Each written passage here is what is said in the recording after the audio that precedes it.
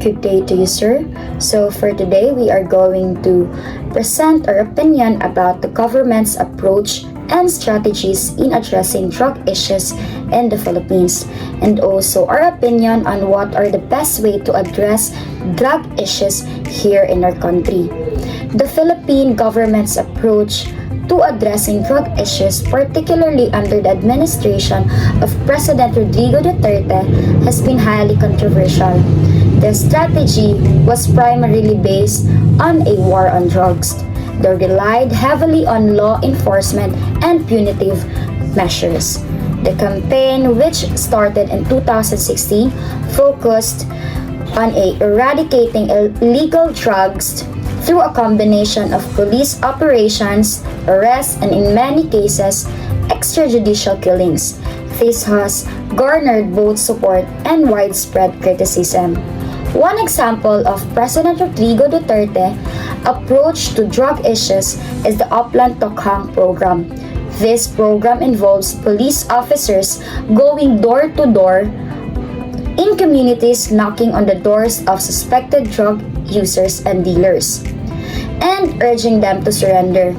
While the program drug-related crime in some areas, it has also been criticized for its human rights violation, as many people have been killed during these encounters. The Philippines has a long history of dealing with drug-related issues, and various governments have adopted different strategies to combat the problem. While the Duterte administration's approach is perhaps the most well-known due to its aggressive stance, earlier administrations also made significant achievements in addressing drug-related issues. Here are some key instances where the government achieved milestones in combating drugs. First, the Comprehensive Dangerous Drugs Act of 2002, or the RA 9165. This law became the cornerstone of the country's anti-illegal drug policy. It established the Philippine Drug Enforcement Agency, or the PDEA, tasked with enforcing all drug-related laws. The law also strengthened penalties for drug-related offenses and created stricter regulations for the control of illegal substances. Second, the Mega Drug Rehabilitation Center 2016. In 2016, the Duterte administration opened the Mega Drug Rehabilitation Center in Nueva Ecija, a facility capable of housing around 10,000 drug dependents. Third, Upland Pagbabago 2017. This program focused on rehabilitation of drug surrenderees who had voluntarily turned themselves in as part of Duterte's campaign. It provided livelihood training and psychological rehabilitation. Fourth, seizure of 1 billion pesos worth of cocaine in 2019. In early 2019, the Philippine Coast Guard and the PNP seized around 1 billion worth of cocaine found floating in waters off the coast of the Philippines, especially in Quezon and Camarines Norte. And lastly, the 2020 seizure of 5.6 billion pesos worth of drugs in Bulacan. In September 2020, authorities confiscated 826 kilograms of shabu worth 5.6 billion pesos in a buy-bust operation in Marilao, Bulacan. This was one of the biggest anti-drug operations in recent history and a major success for the Duterte administration. The past showcased the government's ongoing efforts to combat large-scale drug trafficking.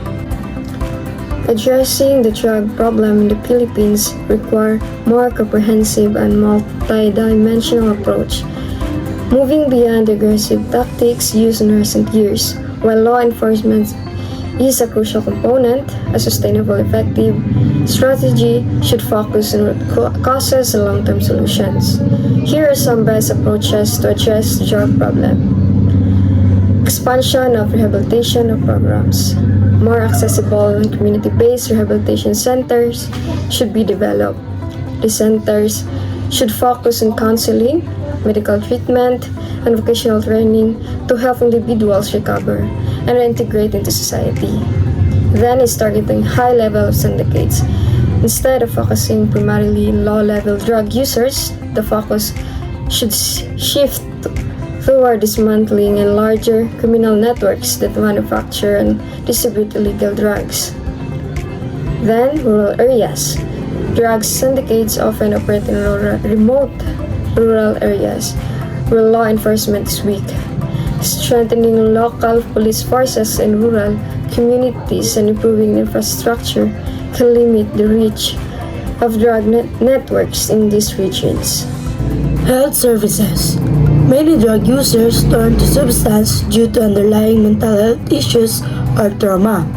Providing mental health support, particularly in marginalized communities, can prevent drug use from becoming a coping mechanism. Education and awareness campaigns. Increasing public awareness of the dangers of drug abuse and addiction through education campaigns, particularly targeting the youth, can help preventing future generations from becoming involved with drugs. Job creation and economic development. Poverty and lack of opportunities often drive people towards drug use and trafficking. Government initiatives that focus on job creation, especially in impoverished and high-risk areas, can help reduce the appeal of the drug trade as a source of income. Addressing the systemic corruption, improving access to education and job opportunities, and ensuring a fair judicial process are critical components that need attention if the country is truly combat its persistent drug problem.